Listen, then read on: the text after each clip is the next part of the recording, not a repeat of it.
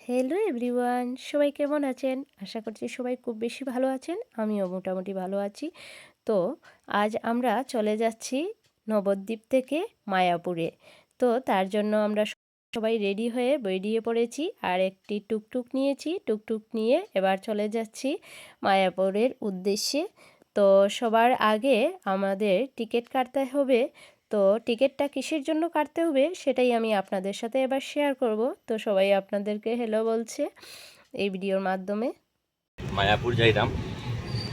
মায়াপুরে শুনছি গেলে মায়ার নগরী, ভগবান শ্রীকৃষ্ণের প্রেমের নগরী, রাধাকৃষ্ণের সেই প্রেমের নগরী। এখান থেকে শুনছি রিটার্ন হওয়া যায় না, তবে আমরা যাই না একটা পিছনে ঘুরিয়ে রাখিয়া ঘুরিয়ে আইতে পারি। ব্যাগ ট্যাগ সব আমরা রুমে রাখিয়ে যেতাম এখানে নবদ্বীপ। সন্ধ্যার সময় সন্ধ্যা হতে দেখিয়া আমরা আবার রিটার্ন হয়ে যাবো।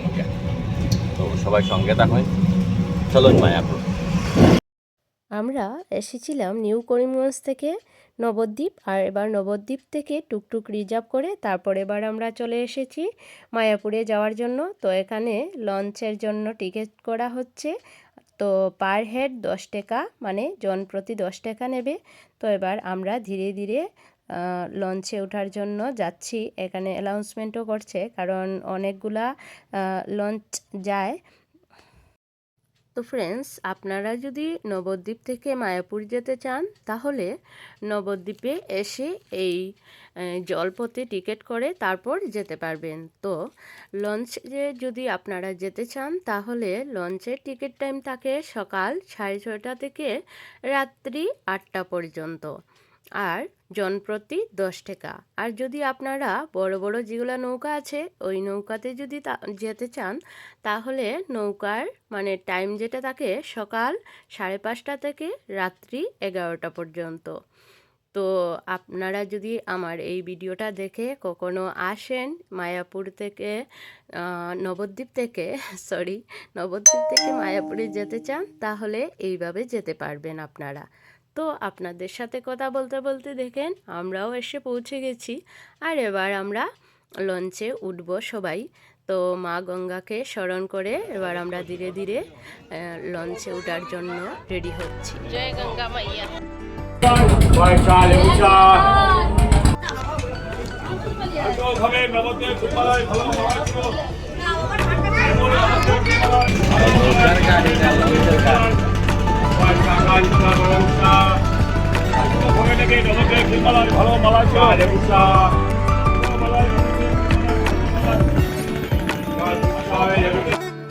তো ফ্রেন্ডস, এবার আমরা বসে পড়েছি সবাই সবার সিট মতো, আর এবার আমরা মায়াপুরে ধীরে ধীরে পৌঁছাচ্ছি গঙ্গা পার হয়ে।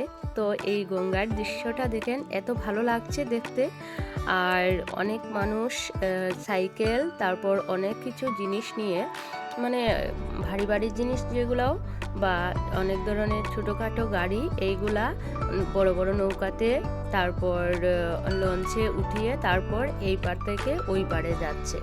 তো এটা আমার জন্য একটা নতুন অনুভূতি, নতুন একটা জিনিস দেখতে পাচ্ছি, মানে আমার লাইফের প্রথম, কারণ এইগুলা জায়গাতে তো এর আগে আমি কখনো যাইনি। তো আমি যা অনুভব করতে পারছি, আমি যা দেখতে পারছি সেটাই আমি আপনাদের সাথে শেয়ার করছি। আর ওই যে দূরে দেখা যাচ্ছে মায়াপুরের সেই মন্দিরটা। তো ফ্রেন্ডস, আপনাদের সাথে কথা বলতে বলতে এবার আমরা চলে এসেছি মায়াপুর, আর এবার আমরা চলে যাব মায়াপুরের সেই ছোট বড় মন্দিরগুলা দর্শন করার জন্য। তো তার জন্য আমরা একটা টুকটুক রিজার্ভ করে নিয়েছি। তো এখানে এক একজন এক এক রেট বলে, কেউ 300, কেউ 250, কেউ 150। তো আপনারা চেষ্টা করবেন নিজের মতো বুঝে সেই অনুযায়ী একটা টুকটুক রিজার্ভ করার জন্য। তো আমরা 250 টাকা দিয়ে এই টুকটুকটা রিজার্ভ করেছিলাম। তো যাই হোক, এবার আমরা মায়াপুরের সেই মন্দিরটা আপনাদের সামনে দেখা যাচ্ছে। তো আমরা চলে যাব। তো তার আগে আমরা যেগুলো ছোট ছোট মন্দির আছে সেইগুলো আমরা দর্শন করছি। তো এখানে আর কি সব মন্দিরগুলোতে ভিডিও বা ফটো উঠানো, মানে ফটো ক্যামেরা কোনো কিছুই করতে পারবে না। তো যেখানে করা যাচ্ছে সেই জায়গাটা আমি আপনাদের সাথে শেয়ার করছি। আর এখানে একটা মন্দিরে এসে একটা পুকুর ছিল, সেই পুকুরে অনেকগুলা মাছ ছিল। তো সবাই এখানে এসে খাওয়া দিচ্ছে, আমরাও সবাই এখানে চলে এসেছিলাম। আর দেখেন এত মাছ, মানে আমরা তো গ্রামের বাড়িতে থাকি, তাও আমরা এতগুলা মাছ কখনো দেখিনি। তো যাই হোক, এখানে মাছের সাথে অনেকক্ষণ সবাই খেলা করলো, মাছকে খাবার দিল। তারপর আমরা ধীরে ধীরে আরও অনেকগুলো মন্দির দর্শন করেছি। তো আপনাদের সাথে কোনো জায়গারই কোনো মন্দিরগুলা দর্শন মানে শেয়ার করতে পারিনি, তার জন্য আমি অনেকটাই দুঃখিত। তো ফ্রেন্ডস, এবার আমরা চলে এসেছি শ্রীধাম মায়াপুর। তো শ্রী চৈতন্যের মাসির বাড়ি, শ্রী চৈতন্য মহাপ্রভুর মাসির বাড়ি। তো এখানে অনেক পৌরাণিক জিনিস আছে যেগুলার নাম আমি সব কিছু মানে সবগুলার নাম জানি না। তো এটা ছিল ধানের কোনো একটা কিছু, তো আপনাদের যদি জানা থাকে তাহলে বলবেন। আর ওনারা হচ্ছেন শ্রী চৈতন্য মহাপ্রভুর মাসি ও মেশো। তো মহাপ্রভুর মেশোর নাম ছিল শ্রী চন্দ্রশেখরাচার্য ও মাসির নাম ছিল শ্রীমতী সর্বজয়া দেবী। তো ফ্রেন্ডস, তারপর আমরা চলে গিয়েছিলাম গোশালায়। সেখানে গিয়ে আমরা গোমাতাকে ছাড়া খাইয়ে দিয়ে এসেছি। আর এখানে এসে দেখছি মাসিরা বসে মানে মহাপ্রভুর জন্য, বাবা ভোলেনাথ, আরও যারা প্রভুরা আছেন সবার জন্য এখানে বসে বসে অনেক সুন্দরভাবে বিনা সুতায় মালাটা গাঁথছিলেন। সেটা দেখে আমরা একদম অবাক হয়ে গিয়েছিলাম, কারণ আমরা এর আগে কখনো দেখিনি।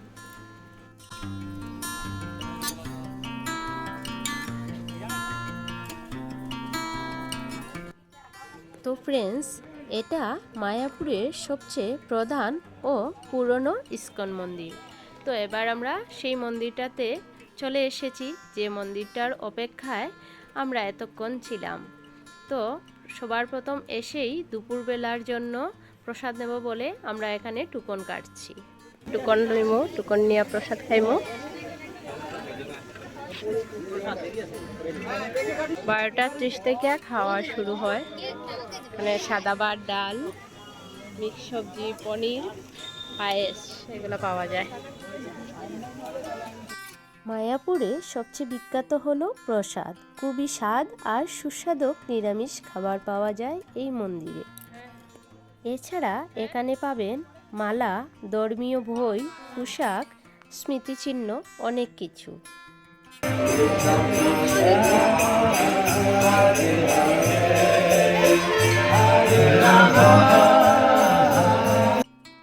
সত্যি বলতে এখানে এসে মনটা খুব শান্ত হয়ে গেছে। তো এখানে আপনারা নিশ্চয়ই দেখতে পেয়েছেন বিদেশিরাও গান কীর্তন করছে, আর অনেক জায়গায় জায়গায় গান কীর্তন হচ্ছে এই মন্দিরটাতে। তো চলুন বাকি মন্দিরটা আপনাদেরকে ঘুরে দেখাই, আমিও ঘুরে দেখছি। তো এই যে আমরা উপরের দিকে উঠছি, তো নিচে আমরা জনপ্রতি 200 টাকা করে টিকিট করে নিয়েছিলাম এই মন্দিরের ভিতরটা দেখার জন্য। বিশাল মন্দিরটা নতুনভাবে তৈরি হচ্ছে। এটা পৃথিবীর অন্যতম বড় মন্দির হতে চলেছে। এছাড়াও এখানে অনেক ছোট ছোট মন্দির আছে, যেখানে রাধাকৃষ্ণ আর নরসিংহদেবের পূজা হয়। এই মন্দিরটা নতুনভাবে তৈরি হচ্ছে বিশ্বের অন্যতম বড় মন্দির। এই মন্দিরে বিশাল গম্বুজ হচ্ছে, আধুনিক প্রযুক্তি প্লাস ধর্মের মিল দেখতে পাবেন। তো ভবিষ্যতে এটা একটা বিশ্বের অন্যতম একটা আকর্ষণীয় মন্দির হতে চলেছে। जय जगत गुरु शिला प्रभुपाद की, मायापुर नवद्वीप धाम की, अद्भुत वैदिक तारामंडल मंदिर की, निताई गौर प्रेमानंदे हरि बोल। এই হচ্ছে মেন মন্দির। এর উচ্চতা 350 ফুট। গ্রাউন্ড ফ্লোর থেকে সুদর্শন চক্র পর্যন্ত। ভেতরে দেখুন 3টি সিংহাসন। বাঁ দিকে থাকবে গুরু পরম্পরা আচার্যগণ, মাঝখানে থাকবে মহাপ্রভু পঞ্চতত্ত্ব, ডান দিকে থাকবে রাধা মাধব অষ্টসখী। পুরোনো মন্দির থেকেই ঠাকুরজি এখানে শিফট হয়ে যাবে। চেষ্টা চলছে 2027-এর শেষের দিকে ওপেনিং হবে। First floor, second floor, third floor exhibition তৈরি হবে, পরে আপনারা ঘুরে ঘুরে দর্শন করতে পারবেন। উপর দিকে তাকান, মাঝখান থেকে একটা রশ্মি নেমে আসছে মিডল থেকে, ওখান থেকে একটা ঝাড়বাতি ঝুলানো থাকবে, আর একটা ব্রহ্মাণ্ড ঘুরতে থাকবে। শ্রীমদ ভাগবতম অনুসারে এখানে দেখতে পাবেন 14 ভুবন, 14 প্ল্যানেট। আমরা রয়েছে পৃথিবীর মাঝখানে, যেটাকে বলা হয় মর্তলোক। আসলে কিন্তু এটা মৃত্যুলোক। এখানে সবাইকে একদিন মরতে হবে, মৃত্যুলোকে রয়েছে আমরা। উপরে হচ্ছে 7 প্ল্যানেট, ভূ, ভুব, জন, তপ, মহা, সত্য। তারপরে আছে চিন্ময় ধাম, যেখানে থাকেন ভগবান বিষ্ণু, বৈকুণ্ঠ ধাম যেটাকে বলা হয়। সবার উপরে রয়েছে রাধা কৃষ্ণের ধাম, গোলক বৃন্দাবন। এক একটা ব্রহ্মাণ্ড এইভাবে ঘুরবে, যাতে মানুষ ক্লিয়ারলি বুঝতে পারে যে আমাদের উপরে কটা লোক রয়েছে। দেব দেবী কোথায় থাকেন, শিবজি কোথায় থাকেন, ব্রহ্মাজি কোথায় থাকেন, ঋষিমুনি লোক কোথায় থাকেন, ভগবান বিষ্ণু কোথায় থাকেন এবং রাধা কৃষ্ণ কোথায় থাকে, ক্লিয়ারলি এখানে বুঝতে পারবেন। তো ডিসাইড আপনাকে করতে হবে আপনি কোথায় যেতে চান। আপনার সিদ্ধান্ত অনুসারেই কিন্তু আপনি সেই লোকে পৌঁছাবেন। নিচে যে 7 প্ল্যানেট তল অতল। তো ফ্রেন্ডস, তারপর আমরা মন্দির দর্শন করে এবার চলে এসেছি প্রসাদ নেব বলে। তো আগে যেহেতু আমরা টুকন করে নিয়েছি, এবার আমরা লাইন বাই লাইন টুকন মানে দেখিয়ে তারপর আমরা ভিতরে ঢুকেছিলাম। তারপর প্রসাদ নিয়ে আবারও মন্দিরটা ঘুরে ঘুরে দেখছি। তো আমরা পুরোটা দিনই এই মন্দিরে কাটিয়ে দিয়েছি, কারণ আমরা সন্ধ্যাবেলা সন্ধ্যা আরতি দর্শন করে তারপর আমরা রিটার্ন হব। তো তার জন্য আমরা এবার বাকি মন্দিরটা ঘুরে ঘুরে দেখছি, কারণ এই মন্দিরটা অনেকটাই বড়। আপনাদেরকে পুরাটা দেখাতে পারিনি আমি, যদিও তাও আমি চেষ্টা করেছি, যতটুকু পেরেছি আমি ততটুকু আপনাদের সাথে শেয়ার করেছি। তো ফ্রেন্ডস, এই মন্দিরে প্রতিদিন কীর্তন, আরতি, ভোগ সব কিছুই হয়। সারা পৃথিবী থেকে ভক্তরা এখানে আসে। বিশাল প্রার্থনা হল আছে এই মন্দিরের ভিতর। তারপর দেখেন, আপনাদের সাথে কথা বলতে বলতে সন্ধ্যা হয়ে গেছে, আর এখানে সন্ধ্যাবেলা কীভাবে গান কীর্তন হচ্ছে সেটা আপনারা দেখেন।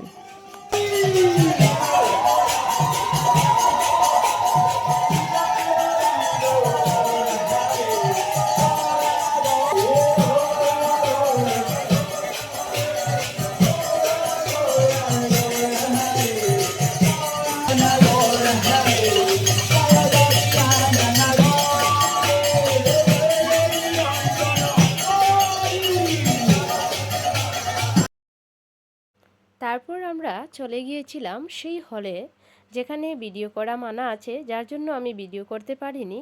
তারপর আমরা হলের ভিতর আরতিটা দর্শন করে তারপর আমরা বেরিয়ে পড়েছিলাম, আর বেরিয়ে ধীরে ধীরে আমরা সেই গন্তব্যস্থানে চলে যাচ্ছি। তো আবারও আমরা লঞ্চে উঠে পড়েছি। তো আজকের জন্য এই ভিডিওটা এখানেই শেষ করলাম। ভিডিওটা ভালো লাগলে লাইক কমেন্ট করে দেবেন, আর ছোট্ট একটা শেয়ার করলে আপনারা পাশে থাকলে এরকম সুন্দর সুন্দর ভিডিও আমি আপনাদের সাথে শেয়ার করব।